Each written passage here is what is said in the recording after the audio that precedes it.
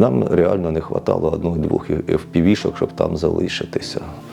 І, слава Богу, в цей момент на зв'язок вийшов вже покійний Борзий. Він каже: хлопці, швидко беріть свої речі, я вас забираю до себе, я біжу за вами. І він нас врятував. Борзий загинув 4 числа, 4-12. Вийшов за посилками і залишився там. Вони мені скинули посилку, хотіли залазити, і тут вдарила FPV.